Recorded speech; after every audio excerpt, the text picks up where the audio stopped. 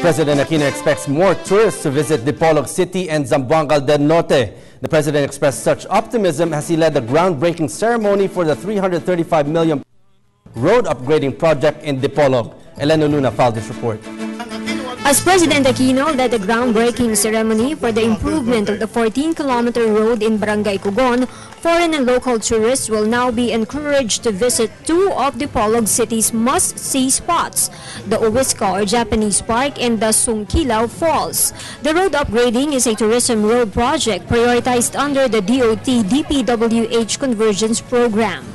Isa na naman itong patunay na sa tuwid na daan, kapakanan lang ng ating mga boss ang ating inuuna.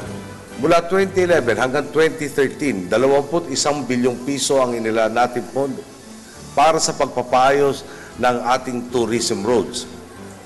At balak pa natin maglaan ng karandagang 13 bilyong piso sa 2014 upang mas mapabilis ang pagdaloy ng turismo at pagkakataon sa bawat sulok ng bansa.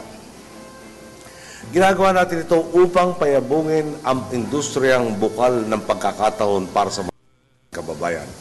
Oras na matapos ang road upgrading dito sa Dipolog, mas mabilis at mas maginawa na makakarating ang mga turista sa Sungkilaw Falls, Cogon Ecotourism Park o sa Owiska Park.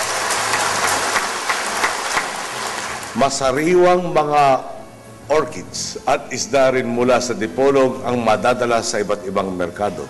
At pihadong mas marami pa ang maengganyong dumayo rito sa inyo. Ibig sabihin, lalong makakaambag ang Dipolog sa pag-abot sa ating target na 56.1 million domestic tourists pagdating ng 2016. During the project briefing, DPWH Undersecretary Romeo Momo revealed saving 11 million pesos. Dahil nga sa ating transparent and competitive bidding, yung winning bidder natin ay nag-offer ng medyo mababa, 69 million lang. So we have realized a savings of 11 million sa proyektong ito. At yung savings natin, pwede rin natin idagdag doon sa ginagawa ngayon through a variation order. So, nakakadagdag yung savings na yan sa haba ng ating magiging makonkrito sa taong ito. Nilaan po natin dito 80 milyong piso para sa pagsisimento at pagsasayos sa road network na uugnay sa Cogon at Diwan na isa sa mga pangunahing tourism roads sa inyong lalawigan. Sa galing po ng DPWH, sobra pala yung 80.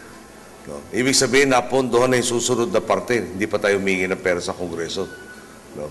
So, ibig sabihin po niyan, mukhang mapapamadaling makompleto itong 14 kilometers na ito. At ulit-ulitin ko po, nangyari po ito dahil kayo ang gumawa nito. President Aquino said the saved amount can be allotted to the second phase of the road project. 225 million pesos is needed to fully pave the remaining 11-kilometer road. Ngayon patuloy na ang turismo sa bansa, porsigido tayong itulok ang mga reforma at proyektong maghahatid na malawakang kaunlaran at pag-asa sa mga Pilipino. Ang plano nga natin, mapatag ang 7,256 na kilometro ng ating National Road Network. At dahil sa sigasig ni Secretary Babe Singson, gayon din sa pakikisa ng iba't ibang ahensya kasama ng pribadong sektor, kumpiyansa tayong magagawa natin ito ng mas mabilis at walang hokus-pokus. Bawat plano natin ngayon nakaangkla sa masusing pag-aaral at pagsusuri sa ating mga kailangan. Hindi na po pwede ang pwede na. According to the DPWH, the Mindanao region has recorded a big amount of savings due to the reforms implemented in the agency. In Regions 9 and 10, there is a total savings of 200 million pesos. For the People's Television, Elena Luna, Dipolog City.